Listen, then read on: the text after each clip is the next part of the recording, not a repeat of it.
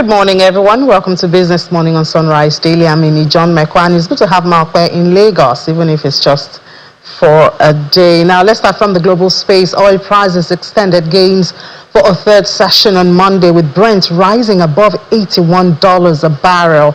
That's the highest in more than 4 months, as wider U.S. sanctions are expected to affect Russian crude exports to top buyers, China and India. Look at the numbers, $1.47. That's what Brent gained this morning. That brought it to $81.04 a barrel. That's 1.60%. While for WTI gained this morning, gained even more than that, more than 2%. And then later on, we saw a little bit of drop to 1.71%, and the price at $77.88 a barrel. And it's all because of what's going on between Russia and Ukraine, as Russian oil exports will be hurt severely because of the plans of the U.S. to implement that sanctions against Russia by the new sanction, pushing China and India, the world's top and third largest oil importers respectively, to source for more crude from the Middle East and Africa, and as well as the Americans. And this, of course, is already boosting shipping costs and prices, and that's what we see this morning, where unexpectedly price of crude has jumped by almost 2% in one session. Now we look at the Naira, where NAFEX depreciated, lost 36 kobo, and we see the only gaining platform here is the CBN rate. CBN rate, this is for Friday. CBN rate gained 0.03%. It's minimal. So it opened at 1,545 Naira, but closed at 1,544 Naira. But other platforms were in the negative. So 1,542 is what NFM closed with after it lost 0.19%, while NAFEX closed at 1,551 Naira, 67 kobo, after it shed 0.5%. We'll see what this week holds, but at least we can a little bit comforted by the fact that they're all within 1,500 range, and that, signals a bit of stability and certainty for investors to make plans. Now, the Central Bank of Nigeria's loans to banks surged to a historic high of 1.2 trillion naira in the first 7 days of this year. This indicates a liquidity squeeze in the sector. The 1.2 trillion naira CBN loan to banks represent the highest in 5 years, and a 961.3% jump from 114.2 billion loan reported in the first 7 days of 2021. This is according to data from the Central Bank of Nigeria. Analysts attribute the rising demand for the loans, also known as the standing lending facility, to liquidity constraints, monetary policy tightening, economic challenges and regulatory pressures. But it also shows the extent of Naira depreciation over the period. The Naira has depreciated by over 74%, with the loans jumping more than 10 times over the period. On an annual basis, banks borrowed 1.2 trillion Naira from the bank in the first week of this year, and that's rising by 700.9% from 151.3 billion in the first week of 2024. Now, the president of Africa Development Bank Group, Dr. Akinwumi Adesina, has revealed that the Africa Investment Forum, which was held between December 4 to 6, 2024, mobilized $7.6 billion of investment interest for Nigeria. The forum market days, which brought together key stakeholders under the theme Leveraging Innovative Partnerships for Scale, had active participation of state governors like Lagos State, Kaduna, Katsina, Kwara and Plateau, as well as Ogun State. And Dr. Adesina is promising to keep working to support and boost investments into Nigeria.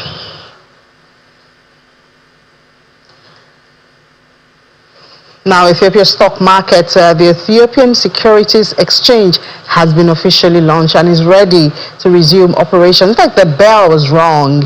I think that was on Friday. The group CEO of the Nigerian Exchange Group PLC, Mr. Temi Pepola, who was at the event, reiterates the transformative potential of Africa's capital market, and he emphasizes the need for stronger regional collaboration, government-private sector synergy, and innovative market solutions to unlock the continent's economic potential.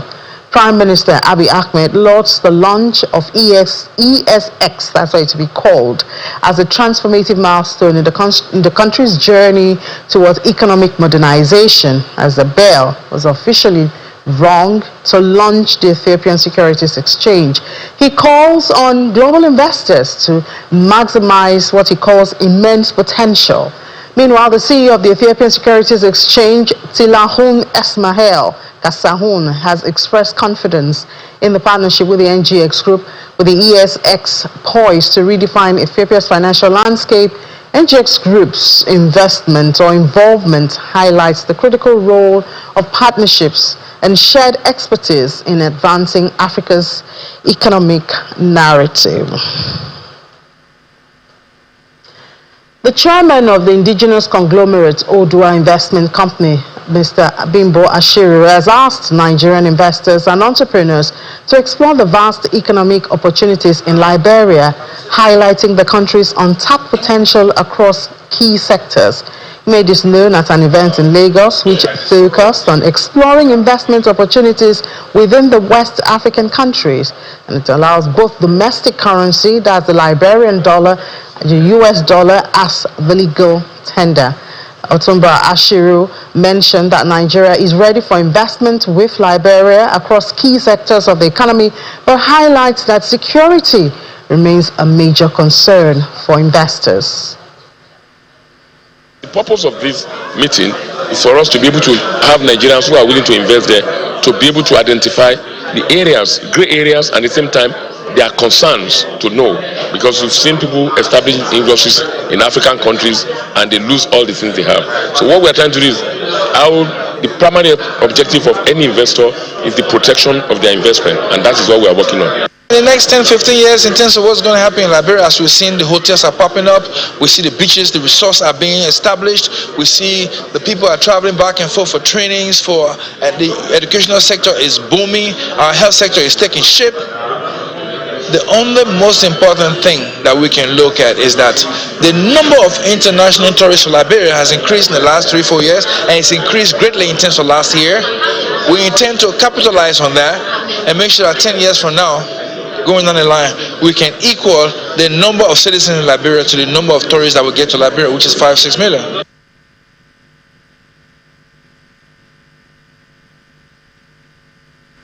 Now, talking about how to make 2025 a richer year for the country, we look at Nigeria's endowment with 7 critical minerals that's needed for global energy transition. Yes, the world is discussing energy transition now. Nigeria has 7 minerals that can be used as raw materials, and these things are in commercial quantities. In spite of the nation's possession of 44 minerals in commercial quantities, analysts are lamenting that the solid mineral sector contribution to the gross domestic product remains minimal. Perhaps that would change with the rebasing of it. Now, we've heard that the Minister of Solid Minerals and Development, Mr. Adelake, has done a whole lot of things. For instance, look at some of the steps that have been taken, at least in the last, since he's become minister. So the minister had declared a state of emergency in the sector.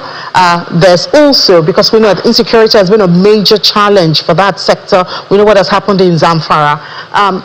The special security outfit called Mining Marshals has been established, and thankfully a 5-year ban in Zamfara state has just been lifted.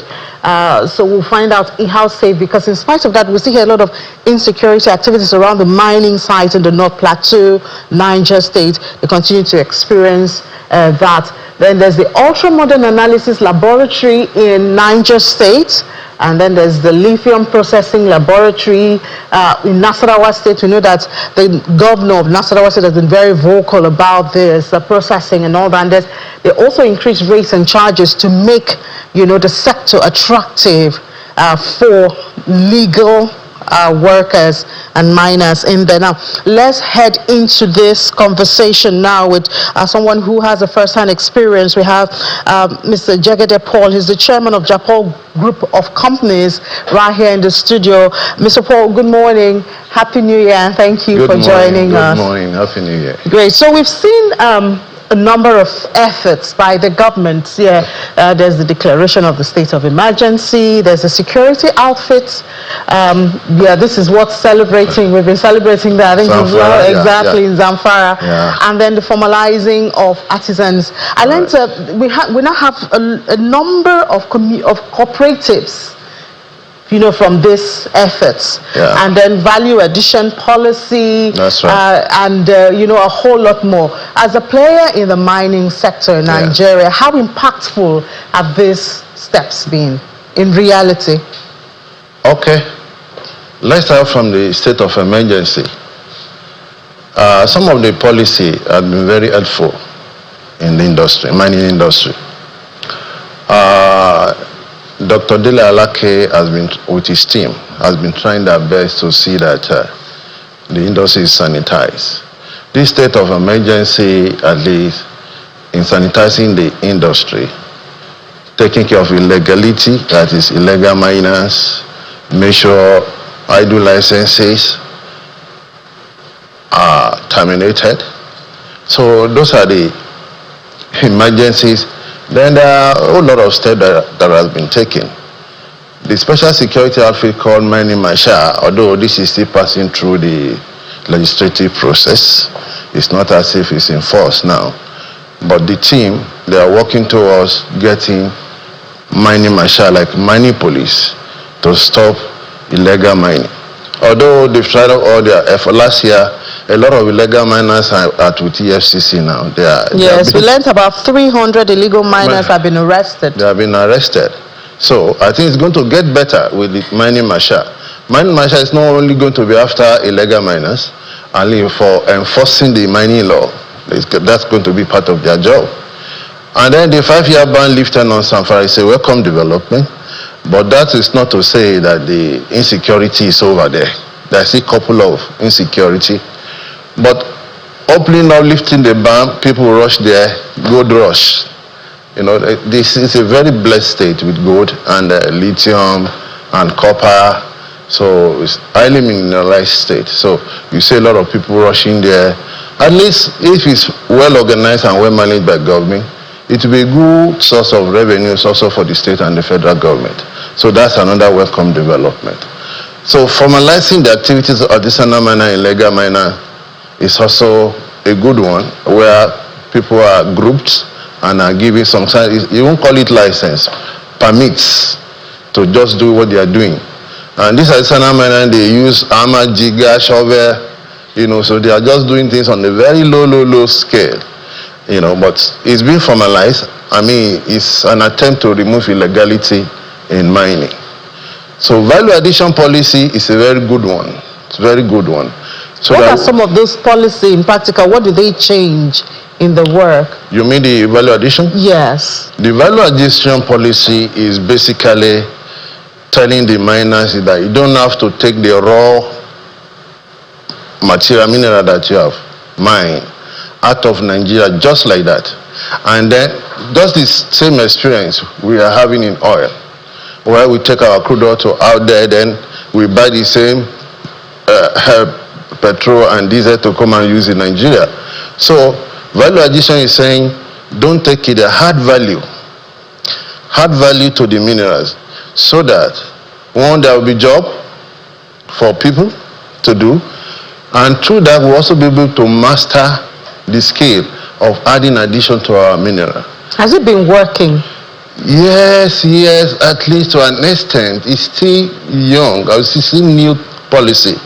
It's too early to assess the profit of the policy.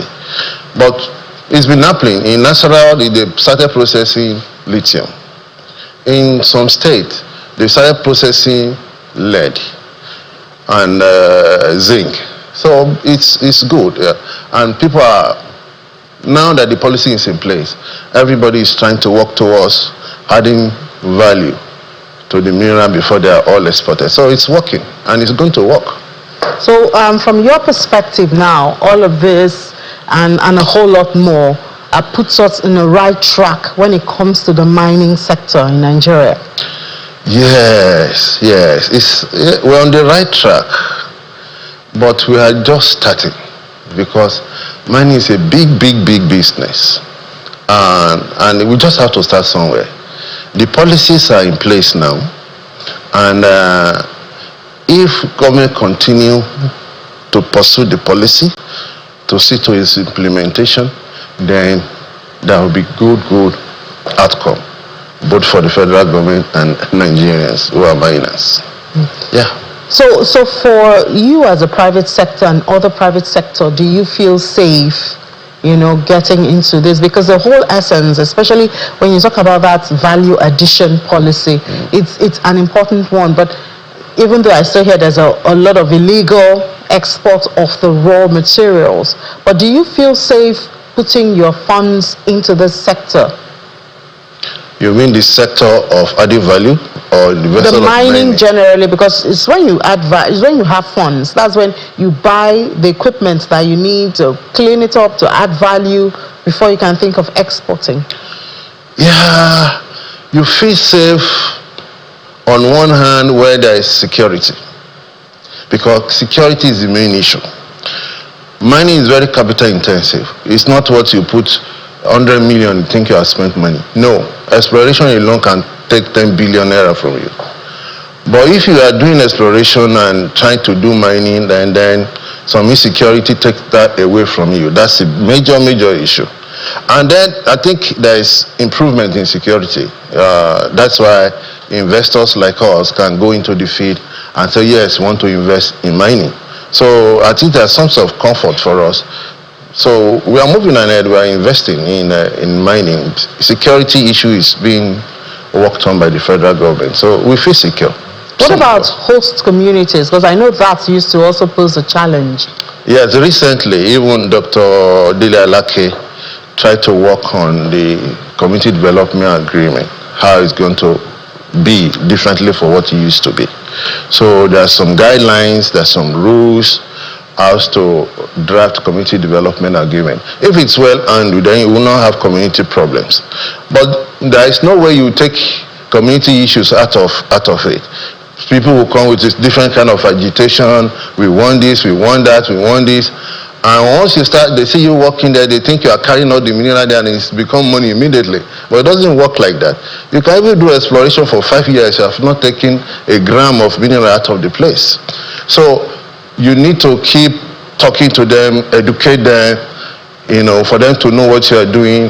Then if you follow the guidelines that we have now, I don't think you have problem. Guidelines in drafting community development agreement, there won't be any problem in doing your job. But I mean, yes, we talk about 300 illegal miners have been arrested, but some people say that the major illegal miners are those at the top, some people with loads of money, and they're still finding their ways. Some of them even connected to those in political powers. They're still finding their way to cut out some of these resources without even adding value, and through the back door, without both the government and the community gaining from it. Yes and no. Yes, in the sense that before you can obtain any license, you need to spend money. So if you said those people at the top there, they are the ones that can have such money to pay for license. Now, they now call on artisanal miners who use digger and all that to be doing the mining, pay them, then what they have mined, they collect, and then they export, find one way, especially gold, they export it. So they avoid paying royalty to government. So government is also smart on that by putting all these artisanal mining together in groups and give them paper to work. You understand?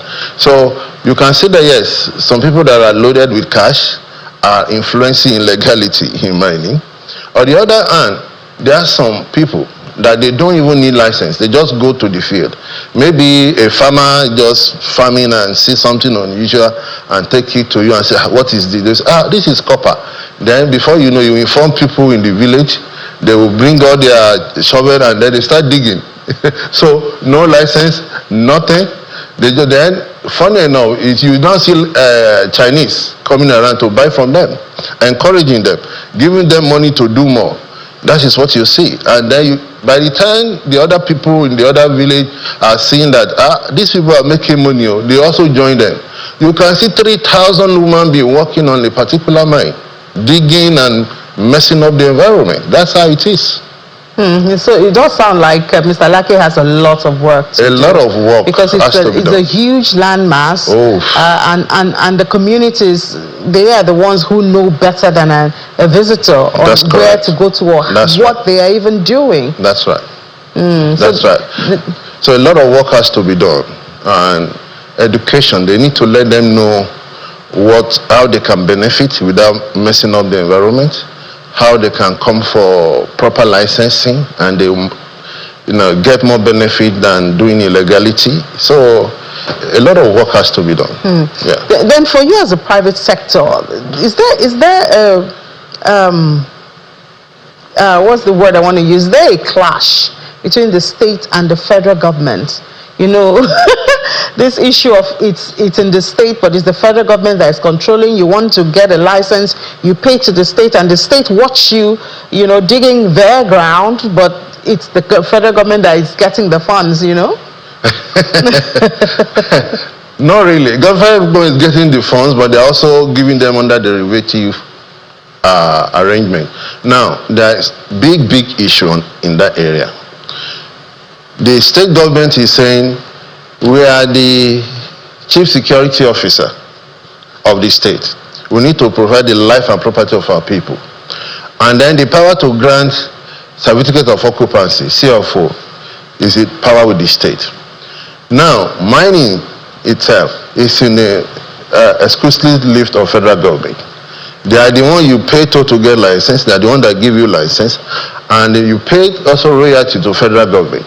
So the federal government say, we have given them license, allow them to work. Then these governors are saying, no, mining is breeding terrorism, is fueling banditry attack. So we don't have choice, we have to stop mining. So you see many states now say, mining banned because of security issue. Dr. Dele Alake in many fora has talked to the governors and said, you guys must allow mining to continue. So that clash is still there. Some states are still under ban, lock and key of governors. You can't go there and mine. Despite the investment that a miner must have put in. So that alone is major discouragement to investors, even local or international. Because it is not right to just lock mining up. Why don't you step up your effort to secure the life of the people in the state?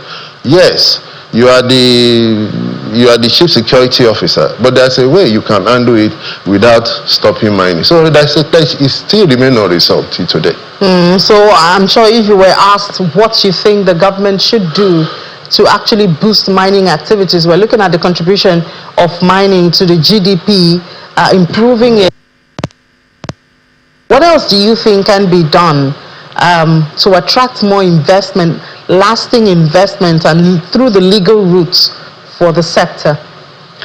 Well, what federal government should do is to work with the state government to secure life of the people. Because they try, and I think there's improvement. We can see, we are also seeing it. If this insecurity is tamed, then there will be no need for state governors to be banning mining. Because banning mining is robbing both state and federal government of revenue, of contributors to GDP. So government needs to do more in terms of security, so that the life and property of people can be taken care of. Otherwise, why should people be dying because some people are mining? So that's just it. All right, thank you so much, Chairman, Japol Group of Companies, Mr. Jegede Paul. Thank you for your time this morning. Thank you. All right. Thank you. So, well, I guess that's the much we can take on Business Morning. We head back to the Sunrise Daily Studio at 1 p.m. Business Incorporated will be here. Ladi Williams will be here with Aniti Ede to give you intraday numbers and 55 minutes of business. I'm Ini John Nekwa. Enjoy the rest of your day.